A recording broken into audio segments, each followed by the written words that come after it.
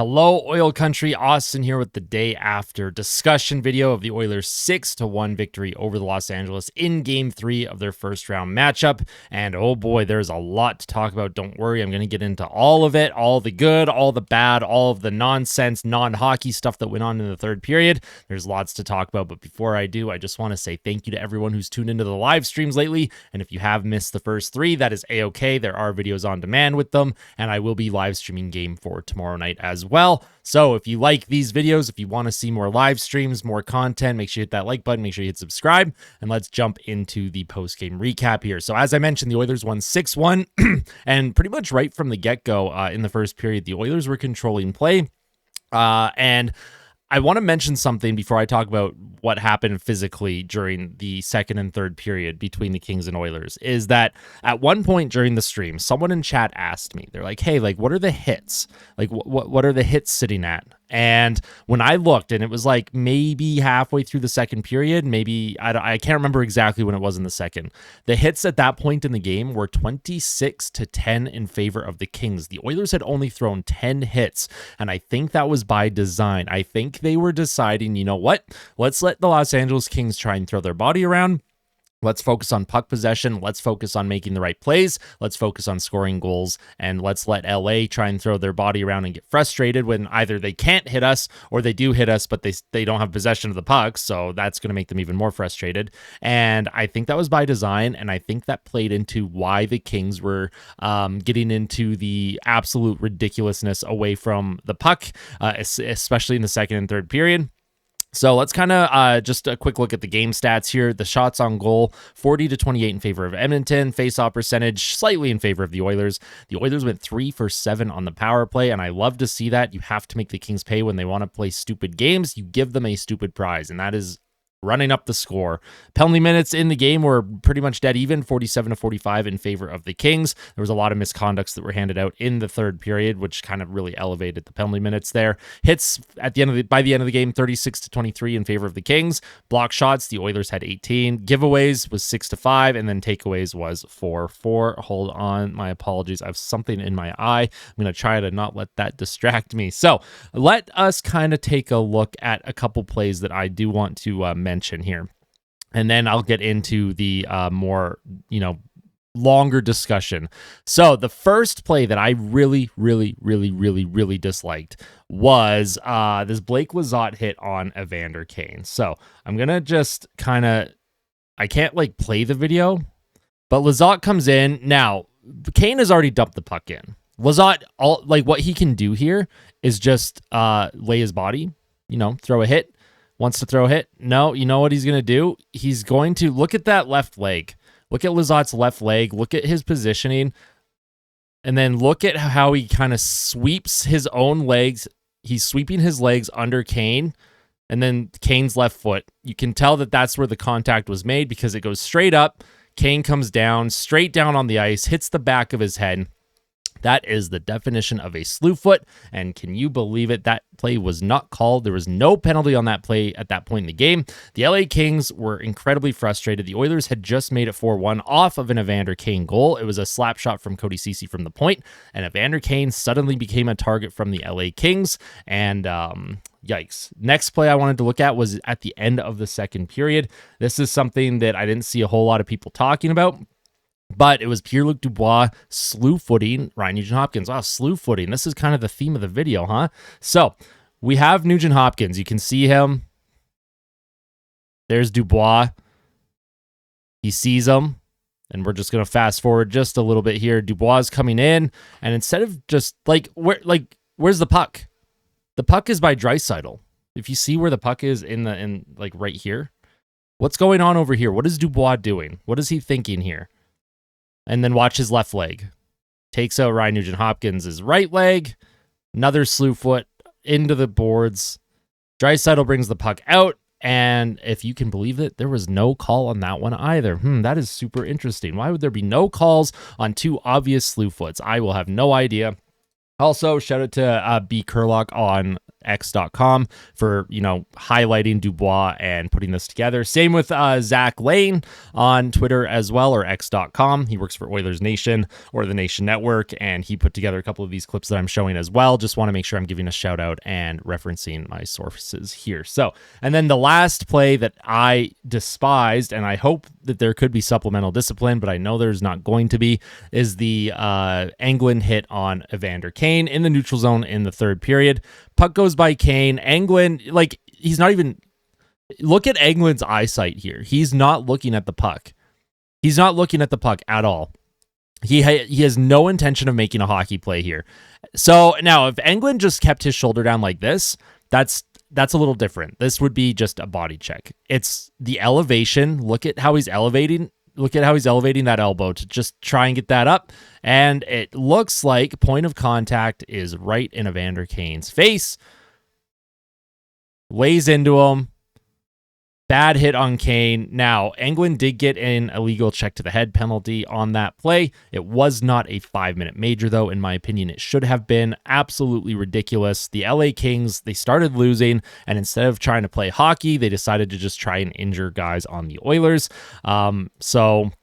As I mentioned, there's lots to talk about. I wanted to get those clips out of the way just so that we have context for when I start talking about LA's frustration and discipline later in this video. So the topics for the Game 3 recap: Stuart Skinner, who I think had a great bounce-back game.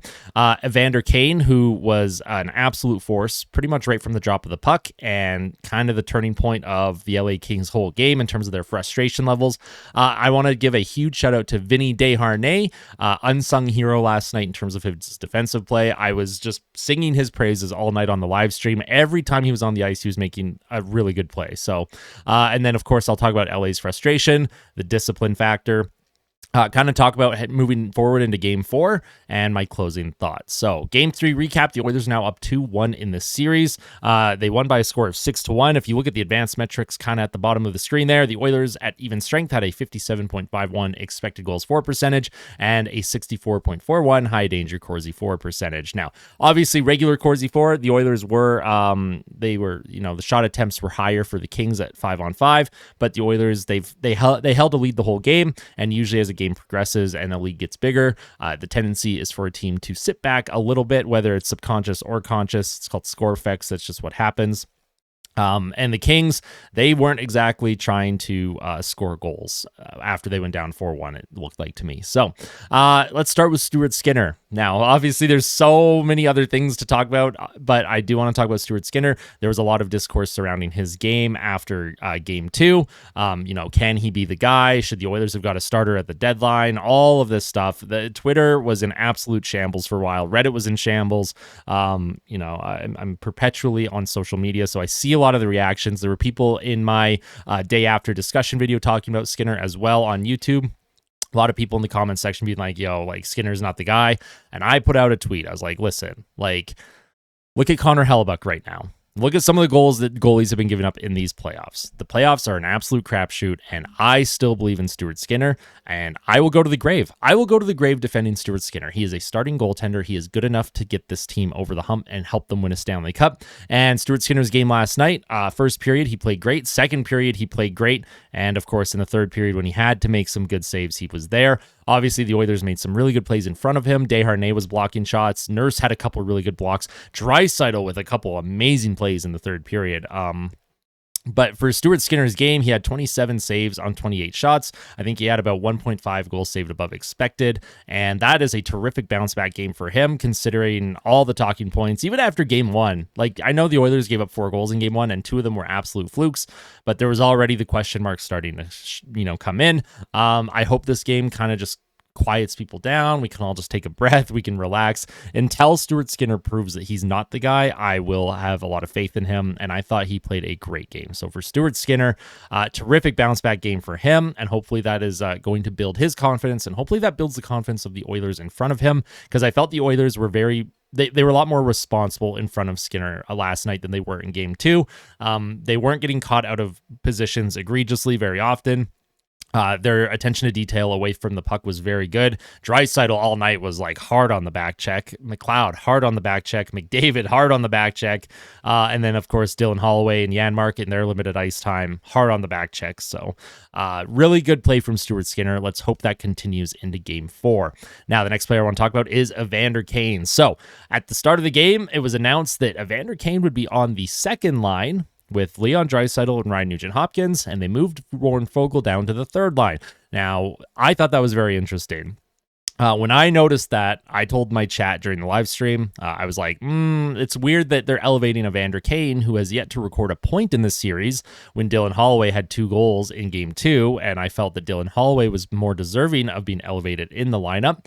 However, Chris Knobloch saw it a little bit differently. Chris Knobloch had been saying that he really liked Evander Kane's game. He was just a little snake-bitten, just wasn't able to start producing yet, but it was coming. And I think putting Kane on the second line, that was like a, hey, I believe in you. Show me what you got. Because this realistically could have been his last opportunity to be in a top 6 position to produce for the Oilers. And Evander Kane had the best response that you could have ever hoped for. He was all over the puck, and the play that he made to Draisaitl, when he flew in on that left side, and then he did the reverse pass, it kind of like hit the net and then bounced out to Draisaitl perfectly. I had a few people asking me if that was intentional. Listen, anytime any player in the NHL does something, I assume it's intentional because they are just that good. Evander Kane made a terrific reverse back pass play to Draisaitl, who was coming in. Cam Talbot had no idea where the puck was. He thought the puck was going to his left. He thought it was possibly a wraparound opportunity. Puck came out to his right. Draisaitl buried it. Great play from Evander Kane there. And then, of course, Kane, he had that tip goal in the second period off of Cody Cece's shot. It kind of hit Kane in the, I think it was the right leg or hip or something. They don't ask how, they ask how many. And Evander Kane at that point, he had 2 points in the game. And that's when LA just started being like, you know what? We're down 4-1 now. Let's not even try and win this game. Let's just try and take people out because we are angry. We are angry and, you know, taking my toys and I'm going home. Nobody's allowed to play anymore. That's the vibe that the LA Kings gave me. And I love LA's, I love the Los Angeles coach. Every time they showed LA's coach during the altercations and then it would be announced that Edmonton gets a power play, he just looked dumbfounded. He was just like, bro, you know what's going on. You know what's happening. You're watching it. Why are you acting shocked that Edmonton is getting power plays from the stupidity?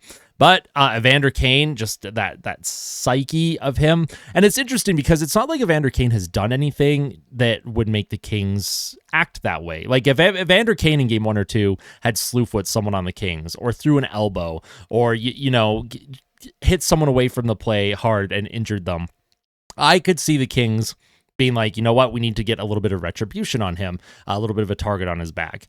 Evander Kane had a target on his back just for producing. He helped the Oilers score goals. He got a nice play to Draisaitl, and I think for the Kings, they were very frustrated because they had their line matchups, and the lines that they were getting out against the Draisaitl line in games 1 and 2 were very effective against Draisaitl, Nuge, and Foegele. But with Evander Kane now in the top 6, they weren't nearly as effective at shutting down that line, and that line for the Oilers was playing very, very well. And Evander Kane, his impact on the ice, he ended up with a Gordie Howe hat trick. He fought Engelland, which was great to see. I like that he stepped up and defended himself. I know Holloway was kind of getting involved, but Evander Kane was like, you know what? No, I need to take care of this guy because what was that? Not good. Kane was taken off the ice. I think it was a concussion protocol, I'm assuming, just because he had been slewfoot earlier in the game, hit his head on the ice, and then, of course, getting headshot by Engelland in the neutral zone and then fighting. Probably a good idea to to get the concussion spotter in there. Kane did return. He was able to continue playing. He only had 13 and a half minutes of ice time, but in those 13 and a half minutes, he showed the type, that's the Evander Kane that fans have just wanted for the better part of a year and a half, maybe. Last year, we all gave him the benefit of the doubt because of the wrist injury.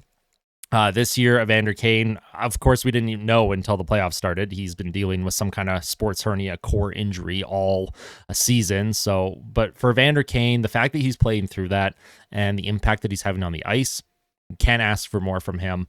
That is playoff hockey, Evander Kane personified right there, and the Oilers will win 9 times out of 10 when he plays like that. So as long as he continues to focus on the offensive side of the game, and for Evander Kane too, I also want to give credit. He did not retaliate and take a dumb penalty after he was slew foot in the second period from Blake Lizotte. And then, of course, he only reacted and fought England in the third period after, he was able to come to the conclusion that, okay, I can drop the gloves with England and I'm not going to get an instigator. Like the linesmen and the refs, they allowed that. And I want to give them credit, even though I was ragging on them for not making the 3 egregious calls earlier in the game. But for Evander Kane, if that was a couple years ago, if he had been slew foot and the no call, he would have chased Lizotte and probably took a dumb penalty, either a cross-checking or a punch to the face, whatever it would have been. Even during the regular season, he might have done that. But for Evander Kane, the restraint that he showed to not just go after Lizotte after that play. Now, he kind of did, and he did throw a hit, but it was clean. There was nothing egregious about it. Evander Kane decided, you know what? I'm not going to retaliate and put my team down. And that is humongous growth for him. So just wanted to talk about Evander Kane there. I know there was a lot that I just threw out, but he had such a positive impact on the game for me. I needed to make sure I got all those thoughts out. Now, next up, Vinny Desharnais on the penalty kill at even strength. Now, his even strength metrics, if you look at the advanced metrics, the game that he played last night, it's not going to look positive. There's a few numbers that won't look great, but his shot blocking was immaculate. He was in the right positions. There was about 3 different plays. There was a couple on a power play. There was a couple at even strength where the Kings were working the puck down low, and then they're trying to feed the puck into the slot area, and Desharnais numerous times was able to read that, block the pass from making it into the scoring area, take it, slow the puck down, and make a pass. It wasn't just like a chip off the glass and out. It wasn't just throw it up the middle and possibly ice it. Vinny Desharnais' game last night, that is one of, if not the best game I've seen him play as an Oiler, and the Oilers are in such a great position moving forward in the playoffs if he plays like that consistently. Desharnais, there's always a worry about his foot speed. He struggled in the playoffs last year, but he has shown so much growth this season. Him and Kulak have played so well for the most part. And, Desharnais' game in 1 and 2, maybe not quite as good as we were hoping. Game 3, Desharnais, you bring that every single game, the Oilers are in a terrific spot for success. And Desharnais, like I mentioned, he was physical, he was hard on the puck, he was breaking up plays with his stick, just all over the ice in a positive way. And in terms of the defensive zone coverage, he wasn't allowing the LA Kings to get anything high danger. Nothing in those high danger areas. He was so good at keeping everyone to the perimeter. And the penalty kill especially, the Oilers went 5 for 5 on the penalty kill, and he was absolutely instrumental in allowing that to be successful too. So Desharnais, I needed to give a huge shout out to him. He does not get enough love sometimes, and I love the big man, love Vinny D. He gets a massive positive shout out for me. I actually gave him the second star last night. And my 3 stars, I believe I went Hyman, Desharnais, and then Evander Kane were my 3 stars last night. So for Desharnais, keep playing like that. The Oilers are in a terrific position to succeed when he plays like that. So now let's talk about LA's frustration. And I did touch on it at the start of the video. As the game was progressing, the Oilers were not getting involved after whistles, and they were not hitting. They were dumping the pucks in corners, but they were using their bodies for positioning rather than just trying to hit someone off the puck. Draisaitl's really good at it too. That puck will go in the corner, and sometimes he won't hit a guy. Now, he's known for his reverse hits, but sometimes he'll turn away slightly, and he gets his stick in an area where he thinks a Kings player is going to pass the puck, and then he can strip them. And the Oilers were doing that all night on the forecheck. There was a clear adjustment made from Chris Knobloch and the coaching staff and among the Oilers players.